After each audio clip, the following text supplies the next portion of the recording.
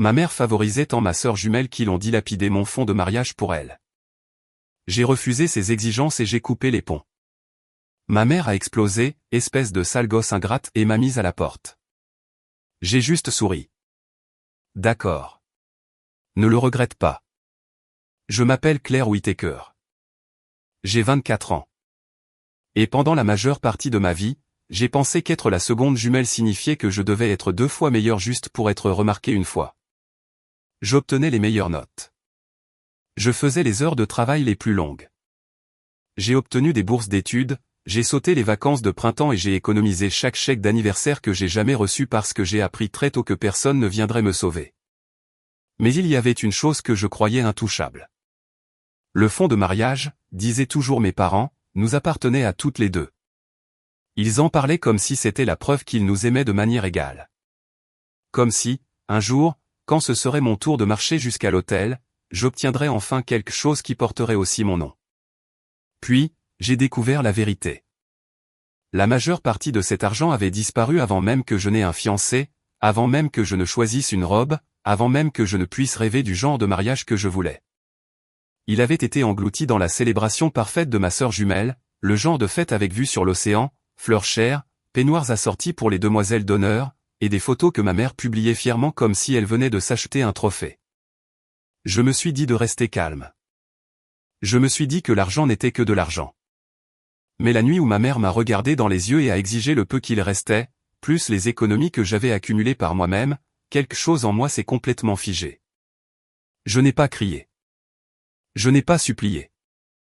J'ai juste fini par comprendre que, dans cette maison, mon avenir avait toujours été considéré comme optionnel. Et quand j'ai refusé, ma mère a prononcé les mots qui ont mis fin à la famille que je pensais encore avoir. Avant de vous dire comment elle m'a appelé et ce qui s'est passé après que j'ai fait mes valises avec un sourire au lieu de larmes, dites-moi ceci. Quelle heure est-il pour vous en ce moment? Et d'où regardez-vous ceci?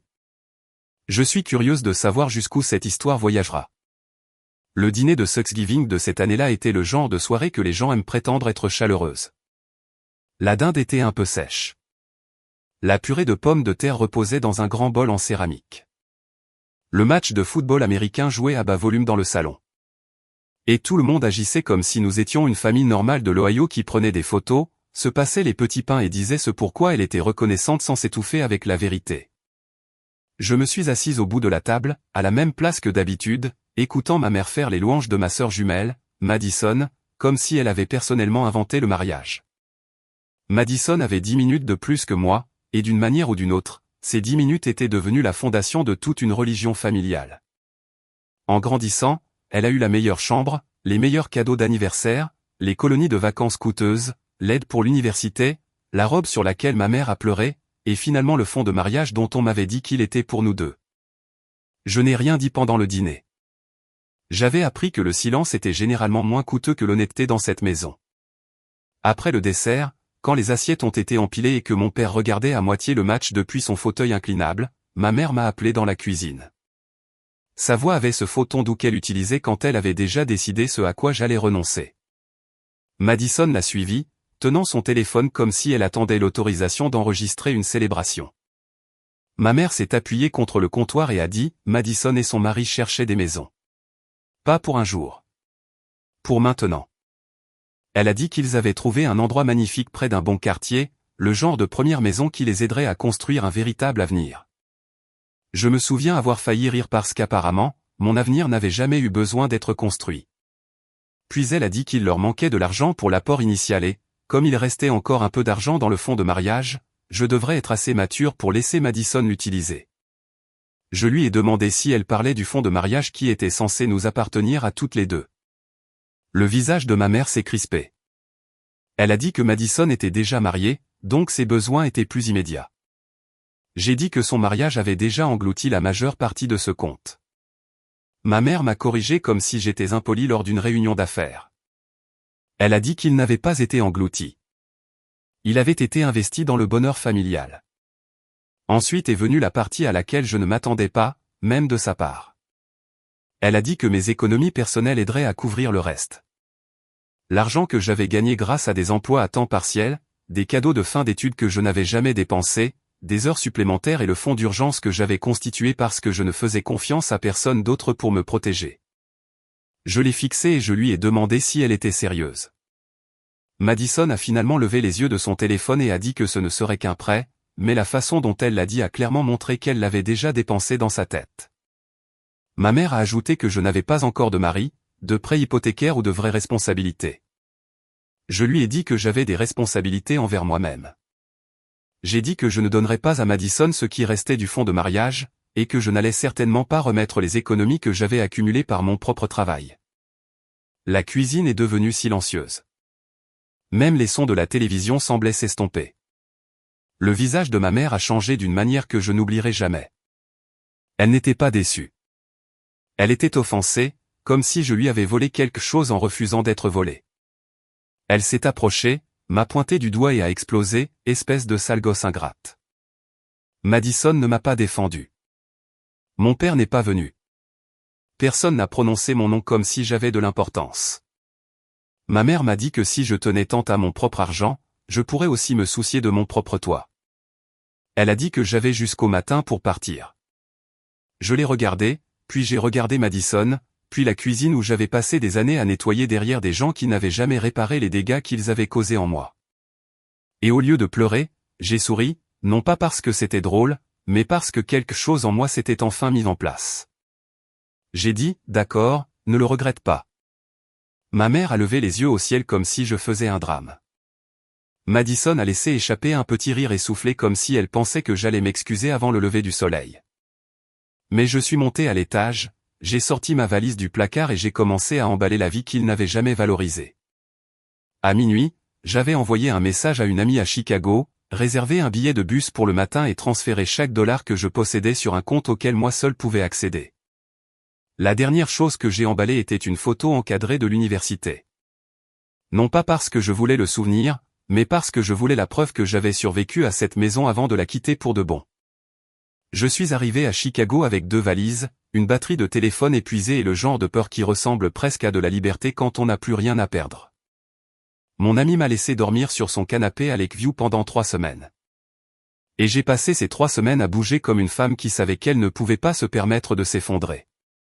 Chaque matin, je me réveillais avant le lever du soleil, je mettais le même blazer noir et je postulais à tous les emplois de marketing d'entreprise que je pouvais trouver. J'ai réécrit mon curriculum vitae tellement de fois que j'ai commencé à rêver en plus de présentations. Je cherchais des appartements sur Zillow pendant les pauses déjeuner, je calculais les itinéraires de train comme un problème de mathématiques et je m'interdisais de penser au fait que ma propre mère m'avait jeté à la rue pour de l'argent qu'elle n'avait pas le droit d'exiger. Le premier entretien qui a tout changé a eu lieu avec une agence de marketing au centre-ville, dans l'un de ces bâtiments en verre où tout le monde portait des badges d'identification et marchait comme si leur emploi du temps contrôlait leur circulation sanguine.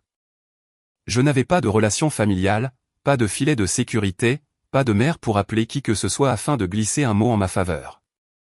J'avais mon diplôme, mon dossier de bourse d'études, mon éthique de travail et un calme qui venait du fait d'avoir déjà survécu à pire qu'un entretien difficile. Ils m'ont embauché comme analyste marketing. Le salaire n'était pas énorme, mais il était réel. Il était accompagné d'une assurance maladie, d'une contribution correspondante au plan d'épargne retraite 401K, et de la première sensation que j'ai jamais eue que mon avenir pourrait m'appartenir si je le protégeais soigneusement. Mon premier appartement était si petit que je pouvais passer l'aspirateur partout sans débrancher le cordon. Mais il était à moi. Je l'ai trouvé sur Zillow après avoir actualisé les annonces pendant des jours. La cuisine avait de vieux placards, le chauffage faisait des bruits bizarres et la vue donnait principalement sur un mur de briques. Mais quand j'ai signé ce bail, j'ai pleuré dans le salon vide parce que personne ne pouvait menacer de m'en expulser pour avoir dit non. J'ai acheté des meubles d'occasion, j'ai appris quel supermarché avait les meilleurs prix et j'ai transformé mon minuscule appartement en un endroit qui semblait sûr, pas luxueux. Sûr. Il y a une différence, et je ne l'avais jamais vraiment connue auparavant. Au travail, je suis devenu la personne qui restait tard quand une campagne devait être corrigée. La personne qui remarquait les chiffres que les autres survolaient. La personne qui ne paniquait pas quand les dirigeants posaient des questions difficiles. Ma supérieure l'a remarqué. Puis le supérieur de ma supérieure l'a remarqué. En l'espace de 14 mois, j'ai été promu associé en stratégie de marque. L'augmentation n'aurait pas changé la vie de quelqu'un d'autre, mais pour moi, c'était une preuve. La preuve que je pouvais construire sans supplier. La preuve que je pouvais m'élever sans avoir été choisi en premier par ma famille. La preuve que la fille qu'il traitait d'ingrate était plus responsable avec l'argent que tous réunis. J'ai commencé à cotiser à mon compte 401K, puis j'ai constitué un fonds d'urgence, puis j'ai ouvert un compte d'épargne séparé pour le mariage que j'espère toujours avoir un jour. Pas un mariage à Miami, pas une représentation, pas une scène pour la fierté de ma mère, juste quelque chose d'honnête. À peu près à la même époque, j'ai rencontré Ethan Brooks lors d'un dîner d'anniversaire d'une collègue. Il était ingénieur logiciel, calme et confiant, et il faisait quelque chose que personne dans ma famille n'avait jamais bien fait. Il écoutait. Quand je lui ai dit que je ne parlais pas vraiment à ma famille, il n'a pas exigé toute l'histoire comme on cherche des commérages. Il a juste dit, « Alors j'espère que les personnes qui t'entourent maintenant te traitent mieux. » Cette phrase est restée en moi plus longtemps que n'importe quel compliment. Nous sommes d'abord devenus amis. Puis nous sommes devenus quelque chose de plus solide. Il n'a pas essayé de me sauver, et je n'avais pas besoin d'être sauvé. Il s'est simplement tenu à côté de la vie que j'étais déjà en train de construire et la respecter. Pendant ce temps, je n'avais presque aucune nouvelle de l'Ohio. Aucune excuse, aucune inquiétude, aucun message pour me demander si j'avais trouvé un endroit sur où loger. Parfois, je me demandais s'il s'attendait à ce que je revienne en rampant. Parfois, je me demandais si Madison avait obtenu la maison qu'elle voulait. Mais la plupart du temps, je ne me posais aucune question. J'étais occupé à apprendre à être calme, occupé à apprendre à dormir sans me préparer à recevoir une insulte. Occupé à devenir quelqu'un que ma mère ne pourrait plus jamais utiliser comme portefeuille de rechange, fille de rechange ou avenir de rechange. Pour la première fois de ma vie, mes journées n'étaient pas organisées autour du fait d'être moins aimé que Madison. Elles étaient à moi. Et pendant que je construisais une vie qu'ils ne pouvaient pas toucher, de retour dans l'Ohio, le petit monde parfait qu'ils avaient choisi à ma place commençait déjà à se fissurer. Je n'ai pas tout découvert d'un coup. C'est ainsi que fonctionnent généralement les catastrophes familiales. Elles n'arrivent pas avec une seule grande annonce. Elles fuient à travers de vieux amis, des messages à moitié terminés, des publications maladroites sur les réseaux sociaux et des parents qui pensent chuchoter alors qu'ils vous livrent en réalité toute une chronologie. La première chose que j'ai apprise, c'est que le mariage de rêve de Madison n'était pas aussi idyllique que les photos le laissaient paraître. Elle avait épousé Derek Langford, un courtier en prêts hypothécaires de Floride qui aimait les montres chères, les restaurants face à l'océan et dire aux gens qu'il travaillait dans l'immobilier, même quand le marché n'était pas tendre avec lui. Madison avait traité son mariage comme sa promotion officielle vers une vie meilleure. Lieu de réception à Miami, robe de créateur, dîner de bienvenue, photographe privé, arche florale, cocktail personnalisé, et suffisamment de peignoirs et de sacs de cadeaux assortis pour que cela ressemble à un événement sponsorisé. Ma mère s'était comportée comme si chaque dollar dépensé était un hommage à la valeur de Madison. Le problème était qu'après la fin du mariage, Madison a continué à vivre comme si la réception ne s'était jamais arrêtée. Brunch, décoration intérieure, nouveaux vêtements, vol pour le week-end, rendez-vous de beauté, des frais de carte de crédit qui semblaient minimes pris isolément mais terrifiants une fois additionnés. Derek n'était pas ruiné, mais il n'était pas le compte bancaire inépuisable que Madison pensait avoir épousé. Il aimait l'image d'une épouse sophistiquée, mais il n'aimait pas les factures qui l'accompagnaient. Leurs disputes ont commencé par les dépenses, puis ont glissé vers le contrôle. Il voulait approuver les achats. Elle voulait être adorée sans limite. Il voulait des reçus. Elle voulait des louanges. Aucun des deux ne voulait la réalité. De retour dans l'Ohio, mes parents continuaient de prétendre que tout allait bien. Ma mère parlait de Madison comme si elle s'était mariée avec la stabilité. Elle se vantait du mariage auprès de quiconque voulait l'entendre, surtout lors des déjeuners à l'église et des réunions de famille. Elle disait des choses comme « Quand votre fille fait un bon choix, vous investissez dans son bonheur ». J'ai toujours trouvé cette phrase amusante parce que personne n'avait investi dans le mien. Puis mon père a eu une alerte cardiaque. Ce n'était pas une scène de film dramatique. C'était des douleurs thoraciques, des examens, des spécialistes, des rendez-vous de suivi, des médicaments et des factures qui continuaient d'arriver dans des enveloppes suffisamment épaisses pour changer la température d'une pièce. L'assurance de son entreprise n'était pas aussi solide que mes parents l'avaient toujours supposé. Les frais à leur charge étaient plus élevés que prévu, et les économies qui auraient dû amortir le choc avaient en grande partie disparu. Le fonds de mariage avait été vidé pour Madison. Les économies restantes avaient été grignotées par l'aide pour la lune de miel, de petits transferts, des sauvetages de cartes de crédit et les petits paiements discrets que font les parents lorsqu'ils ne peuvent pas admettre que leur enfant préféré est irresponsable financièrement. Ma mère avait construit son identité autour du fait que Madison était la fille qui réussissait. Elle a donc continué à la couvrir.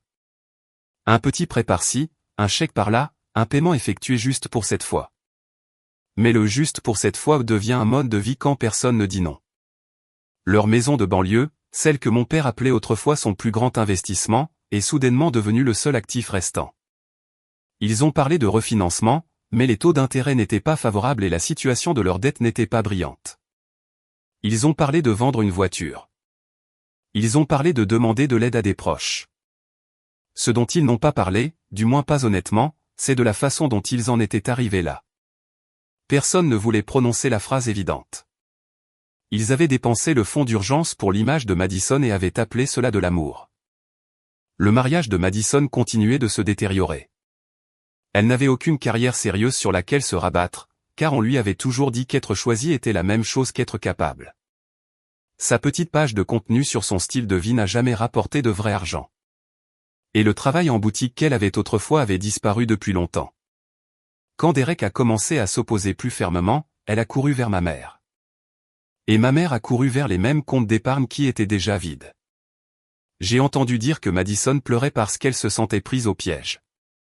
J'ai entendu dire que Derek l'accusait de l'avoir épousée pour le statut social. J'ai entendu dire que ma mère blâmait le stress, l'économie, la malchance, tout sauf les années passées à enseigner à Madison que les conséquences étaient pour les autres. Et à travers tout cela, personne ne m'a appelé pour s'excuser, pour expliquer, ou pour admettre que le fonds de mariage qu'ils avaient volé à mon avenir n'avait pas sauvé celui de Madison.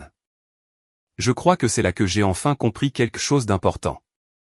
Les gens qui se servent de vous ne reviennent pas toujours quand ils se sentent coupables. Parfois, ils ne reviennent que lorsque la personne qu'ils ont choisie à votre place devient trop chère.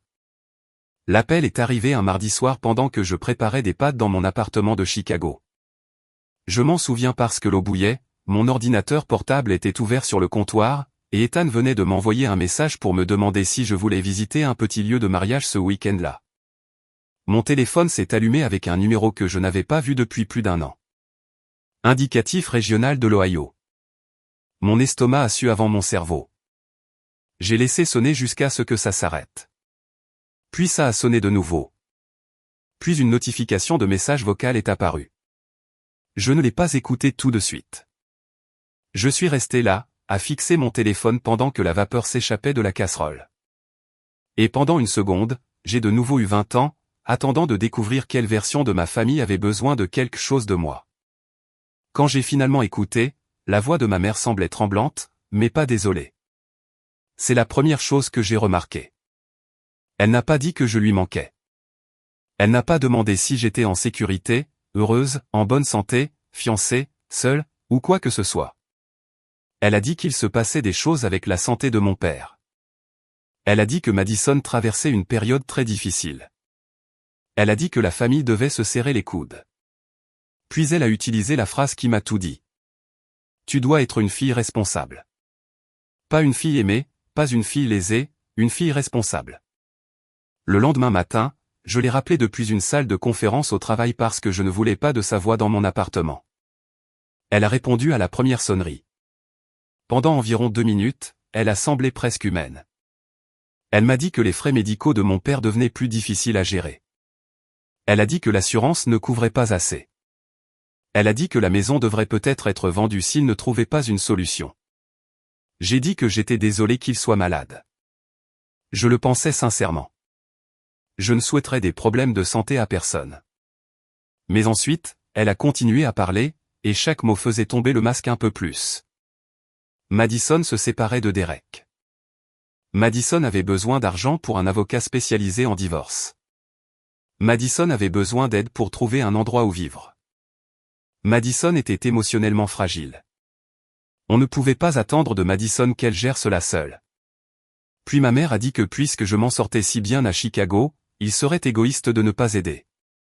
Je lui ai demandé comment elle savait que je m'en sortais bien. Elle a fait une pause. Apparemment, quelqu'un avait vu ma mise à jour sur LinkedIn et lui avait parlé de ma promotion. Cela m'a presque fait rire. Il pouvait ignorer mon existence pendant plus d'1 an, mais mon salaire était suffisamment intéressant pour qu'on enquête dessus. Ma mère a dit qu'elle ne demandait pas la charité. Elle demandait le soutien de la famille. J'ai demandé si elle parlait d'un soutien comme le fonds de mariage qui était censé nous soutenir toutes les deux avant qu'il ne le dépense pour Madison. Silence. Puis elle a dit que c'était différent. J'ai demandé en quoi. Elle a dit que le mariage de Madison était un moment unique dans une vie. J'ai dit que mon avenir était censé être unique dans une vie, aussi. Elle a soupiré comme si j'étais difficile et m'a dit que j'avais toujours tenu les comptes. Cette phrase a touché quelque chose de profond, mais pas de la manière qu'elle espérait. Je n'avais pas tenu les comptes. J'avais survécu aux comptes qu'ils avaient tenus pour moi. Madison m'a envoyé un message plus tard dans la journée. De longs paragraphes, des phrases dramatiques. Elle a dit que je n'avais aucune idée de ce que c'était que de voir son mariage s'effondrer. Elle a dit que j'avais de la chance d'avoir pu m'enfuir et jouer à la fille indépendante à Chicago. Elle a dit que la famille passait avant tout et qu'un jour je regretterais de tourner le dos au mien. Elle a même écrit « Tu me dois plus que tu ne le penses ». J'ai lu cette ligne 3 fois. Je lui devais quelque chose. La femme qui avait porté mon fonds de mariage jusqu'à l'hôtel pensait maintenant que je lui devais l'argent de son avocat. Ce soir-là, j'ai ressorti d'anciens relevés bancaires que mon père m'avait un jour envoyés par courrier électronique par erreur, alors que j'étais encore à l'université. J'ai trouvé les transferts, l'acompte pour le lieu de réception, les frais de voyage, le paiement de la robe, la réservation de l'hôtel, le cadeau de lune de miel, puis les petits retraits après le mariage, tous déguisés sous un vocabulaire familial vague. Aide, soutien, temporaire. J'ai créé un dossier sur mon ordinateur portable et j'ai tout sauvegardé. Non pas parce que j'avais l'intention de les poursuivre en justice. Non pas parce que je voulais me venger d'une manière bruyante et chaotique. Je les ai sauvegardés parce que les gens comme ma mère aimeraient écrire l'histoire et j'en avais fini de les laisser éditer la mienne. À la fin de la semaine, elle m'a demandé de la rencontrer dans l'Ohio. Elle a dit que nous devions nous parler face à face comme des adultes. J'ai accepté, mais non pas parce que j'envisageais de leur donner de l'argent. J'ai accepté parce que je voulais les regarder dans les yeux quand je dirais enfin non. Le café se trouvait à 3 miles de la maison où j'avais grandi. Je l'avais choisi exprès car je ne voulais pas entrer dans cette maison et laisser les vieux murs me faire me sentir toute petite. C'était l'un de ces endroits locaux avec des tables en bois, des menus sur des tableaux noirs et des étudiants qui faisaient semblant qu'un seul café au lait pouvait les mener jusqu'aux examens finaux. Je suis arrivé en avance, j'ai commandé un café noir et je me suis assise à un endroit d'où je pouvais voir la porte. Mes mains étaient stables. Cela m'a surprise. Je m'étais attendu à de la colère, peut-être de la tristesse, peut-être la vieille panique qui montait chaque fois que ma mère devenait silencieuse avant de devenir cruelle. Mais assise là, dans mon manteau de travail, avec mon propre argent sur mon propre compte bancaire et un billet de retour pour Chicago déjà réservé, je me sentais étrangement calme. Ma mère est entrée la première. Elle paraissait plus vieille que dans mes souvenirs, mais pas plus douce. Mon père la suivait, bougeant lentement, fatigué d'une manière qui m'a fait ressentir un bref pincement de compassion. Madison est arrivée en dernier, portant des lunettes de soleil à l'intérieur comme si elle voulait que tout le monde sache qu'elle avait pleuré, mais ne voulait que personne voie si c'était réel. Ils se sont assis en face de moi comme s'il s'agissait d'une négociation commerciale et que j'étais l'investisseuse difficile. Pendant quelques secondes, personne n'a parlé. Puis ma mère a tendu le bras à travers la table comme si elle avait gagné le droit de toucher ma main. J'ai retiré la mienne avant qu'elle ne puisse le faire. Son visage s'est durci. C'est à cette vitesse que la chaleur a disparu. Elle a commencé par dire qu'elle espérait que Chicago ne m'avait pas rendu froide. Je lui ai dit que Chicago m'avait rendu responsable. Elle a ignoré cela et a dit que les factures de mon père étaient graves, que le divorce de Madison devenait difficile et que la famille se trouvait dans une position que personne n'attendait. J'ai dit que je comprenais la situation. Madison a enlevé ses lunettes de soleil et a dit « Vraiment ? Parce qu'on dirait que tu apprécies ça. » Je l'ai regardé attentivement. C'était la sœur que ma mère avait choisie à ma place, encore et encore. La sœur dont le mariage avait englouti mon avenir et qui était quand même restée malheureuse. La sœur qui ne m'avait jamais demandé comment je me sentais lorsque j'avais été poussé hors de ma propre famille. Je lui ai dit que je n'appréciais la douleur de personne. Je ne me portais simplement plus volontaire pour la payer. La bouche de ma mère s'est crispée. Elle a dit que c'était une chose cruelle à dire alors que mon père était assis juste là. Mon père a baissé les yeux vers son café et n'a rien dit. Ce silence me blessait autrefois. Maintenant, il ne faisait que confirmer ce que je savais déjà. Ma mère a continué à parler de sacrifice. Elle a dit le sacrifice de la famille, le sacrifice de la sœur, le sacrifice de la fille. Je lui ai demandé pourquoi le sacrifice avait toujours signifié que je devais perdre quelque chose pour que Madison puisse avoir plus. Madison a rétorqué que j'avais toujours été jalouse. J'ai failli sourire, mais je ne voulais pas lui donner la satisfaction de penser qu'elle m'avait atteinte. J'ai ouvert mon dossier et j'ai placé les pages imprimées sur la table. Pas de manière dramatique, pas comme dans un film, juste une feuille après l'autre. Le paiement du lieu à Miami, le paiement de la robe, les frais de voyage, les chambres d'hôtel, le soi-disant cadeau de lune de miel, les retraits après le mariage. J'ai regardé ma mère les reconnaître. Ses yeux ont bougé rapidement, puis se sont arrêtés. Madison a jeté un coup d'œil aux pages et a détourné le regard. J'ai dit, c'est ce que vous avez dépensé du fonds dont vous m'aviez dit qu'il était pour nous deux. Ma mère a chuchoté que les mariages coûtaient cher. J'ai répondu, tout comme recommencer à zéro après que ta propre mère t'a jeté à la rue. Les personnes à la table d'à côté se sont tues. Ma mère l'a remarqué et, pour une fois, elle a eu l'air gênée. Pas désolée, gênée. Il y a une différence. Elle a baissé la voix et m'a dit de ne pas faire de scandale. Je lui ai dit qu'elle avait fait un scandale il y a des années. Je ne faisais que lire le reçu. Madison a alors commencé à pleurer, doucement au début, puis plus fort quand personne n'a réagi assez vite. Elle a dit que Derek avait tout contrôlé. Elle a dit qu'elle n'avait nulle part de stable où aller.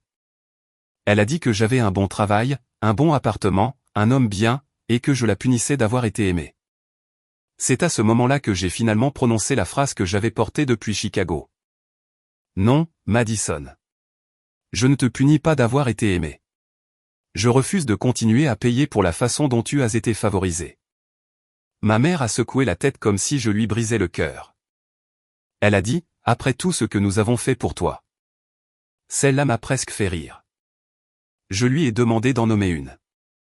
Une chose, un sacrifice qu'elle avait fait pour moi et qu'elle n'avait pas transformé en dette. Elle a ouvert la bouche, l'a refermée, puis a dit que je manquais de respect. J'ai dit, vous avez dépensé mon fonds de mariage. Vous avez essayé de prendre mes économies. Vous m'avez appelé une sale gosse ingrate. Vous m'avez jeté à la porte le week-end de Thanksgiving, et maintenant vous voulez que je revienne comme un fonds d'urgence avec un rythme cardiaque. Mon père a finalement pris la parole. Il a dit, Claire, nous avons fait des erreurs. C'était la première fois que quelqu'un à cette table s'approchait de l'honnêteté. Je l'ai regardé et j'ai dit, alors vous pouvez vivre avec le prix de ces erreurs.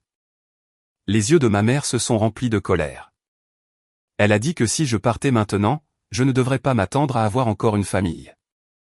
Cette menace m'aurait détruite 5 ans plus tôt. À cette table, elle sonnait vide. Je lui ai dit que j'avais cessé d'avoir une famille la nuit où elle avait rendu ma place en son sein conditionnel à mon argent. Puis je me suis levé. Madison a attrapé ma manche et a dit, tu me dois cela. J'ai retiré mon bras et j'ai dit, je ne te dois ni mes économies, ni mon mariage, ni ma paix, ni une année de plus de ma vie. Ma mère a prononcé mon nom sèchement, de la manière dont elle le faisait quand elle s'attendait à ce que je me fige. Je ne me suis pas figé. J'ai pris mon manteau, j'ai laissé assez d'argent liquide pour mon café et je les ai regardés tous les trois une dernière fois. J'ai cessé d'être votre plan de secours la nuit où vous m'avez jeté à la porte. Puis je suis sorti. Pas de porte claquée, pas de cris, pas de main tremblante, juste l'air froid de l'Ohio. Mon téléphone s'est allumé avec des messages auxquels je n'ai pas répondu, et le silence le plus pur que j'ai jamais entendu. Après cette réunion, la vérité a fait ce que la vérité fait généralement lorsque les gens ont passé des années à l'enterrer. Elle a trouvé de l'air. Je n'ai rien publié à leur sujet. Je n'ai pas envoyé de message de groupe dramatique. Je n'en avais pas besoin. Ma mère l'a fait elle-même. Elle a appelé des membres de la famille pour essayer de devancer l'histoire, expliquant que j'étais devenu égoïste, que Chicago m'avait changé, que je refusais d'aider mon père malade et que j'abandonnais Madison dans ses heures les plus sombres. Mais ma mère avait un problème. Elle n'avait jamais été capable de se plaindre discrètement. Plus elle parlait, plus les détails ressortaient. Puis une tante a posé une question simple dans la discussion de groupe de la famille. Attendez, qu'est-il arrivé au fond de mariage? Ce fut le premier fil détaché. Un autre parent s'est souvenu que ma mère s'était vantée du mariage de Madison à Miami. Quelqu'un d'autre a mentionné la lune de miel. Quelqu'un a demandé si j'avais reçu ma moitié. Ma mère a essayé d'esquiver, mais à ce moment-là, Madison était en colère, stressée et imprudente. Elle a répliqué que tout le monde agissait comme si elle avait volé quelque chose alors que nos parents le lui avaient offert. Il n'en a pas fallu plus. Soudain, l'histoire n'était plus celle de mon refus d'aider. C'était l'histoire de mes parents qui avaient vidé un fonds destiné à 2 filles pour presque tout donner à l'une d'elles. Pour la première fois de ma vie, les personnes qui avaient souri face au favoritisme de ma mère ont dû le dire à voix haute. Ce n'était pas normal. Ce n'était pas juste. Ce n'était pas de l'amour familial. C'était du favoritisme financier déguisé en tradition. Le divorce de Madison a été prononcé des mois plus tard, et la vie parfaite qu'elle affichait en ligne a disparu presque du jour au lendemain. Derek avait protégé une plus grande partie de ses actifs qu'elle ne l'avait prévu, et les dettes liées à ses dépenses ne se sont pas volatilisées simplement parce que le mariage avait pris fin. Elle est d'abord retournée vivre dans l'Ohio, puis s'est installée temporairement chez un cousin. Lorsque la maison de mes parents est devenue trop tendue, le contenu sur son style de vie a cessé. Les photos souriantes sur la plage ont disparu. Les légendes sur les bénédictions et les maisons de rêve ont été remplacées par le silence. Les factures de mon père ont continué d'arriver. Et la maison qui avait autrefois servi de preuve que mes parents avaient tout fait correctement a été mise en vente. Ils ne l'ont pas perdue lors d'un moment dramatique. Ils l'ont vendue parce qu'ils le devaient. Les frais médicaux, les dettes, les mauvaises options de refinancement et les années passées à traiter les envies de Madison comme des urgences ont fini par les rattraper. Ma mère a pleuré quand le panneau de vente a été installé. J'ai appris cela par un parent que je n'avais pas encore bloqué. Elle a dit que ma mère n'arrêtait pas de dire qu'elle n'avait jamais pensé que les choses finiraient ainsi. J'en ai conclu que les personnes comme ma mère imaginent rarement que les conséquences puissent atteindre le pas de leur propre porte. Ils imaginent les conséquences comme quelque chose que les autres doivent porter. J'ai bloqué les derniers membres de la famille après cela, car chaque mise à jour ressemblait à quelqu'un essayant de me tendre une facture écrite en culpabilité plutôt qu'en dollars. Je n'ai pas assisté à la signature de la vente de la maison. Je n'ai pas rendu visite à Madison. Je n'ai pas envoyé d'argent. Je n'ai pas fait de discours non plus. Mon silence n'était pas une vengeance par cruauté. C'était une protection. Il y a une sorte de paix que l'on n'obtient que lorsque l'on cesse d'expliquer ses limites à des personnes déterminées à les franchir. 1 an plus tard, j'ai épousé Ethan à Chicago. C'était intime, chaleureux et entièrement payé par nous. Pas de vue sur l'océan, pas de représentation de créateur, pas de mère transformant l'allée en une scène pour sa fierté. Juste un petit lieu avec des murs de briques, des fleurs blanches, des amis proches, de la bonne nourriture et des vœux qui m'ont fait me sentir stable au lieu d'être exposé. J'ai marché jusqu'à l'hôtel en sachant que chaque dollar derrière cette journée avait été gagné honnêtement. Je pensais que je me sentirais triste que ma famille ne soit pas là. Au lieu de cela, je me suis senti lucide. Cela m'a surprise plus que tout. J'avais passé tant d'années à croire que la famille était quelque chose que l'on devait garder même quand elle vous faisait du mal. Mais ce n'est pas de l'amour. L'amour ne vous demande pas de détruire votre avenir pour prouver votre loyauté. L'amour ne vous traite pas d'ingrate pour avoir protégé ce que vous avez gagné. L'amour ne dépense pas vos rêves pour quelqu'un d'autre pour ensuite exiger vos économies quand les applaudissements s'arrêtent. Ce que j'ai appris est simple, mais il m'a fallu des années pour y croire. Les limites ne sont pas une vengeance. Le respect de soi n'est pas de la cruauté. La responsabilité financière n'est pas de l'égoïsme. Et s'éloigner des personnes qui ne vous valorisent que lorsqu'elles ont besoin de vous peut être la leçon la plus éducative de votre vie. Parfois, la plus douce des vengeances n'est pas de ruiner la vie de quelqu'un. C'est de refuser de les laisser ruiner la vôtre. Alors dites-moi dans les commentaires, si votre propre famille utilisait la culpabilité pour vous prendre des choses, leur pardonneriez-vous, les aideriez-vous, ou choisiriez-vous votre paix et partiriez-vous? D'accord.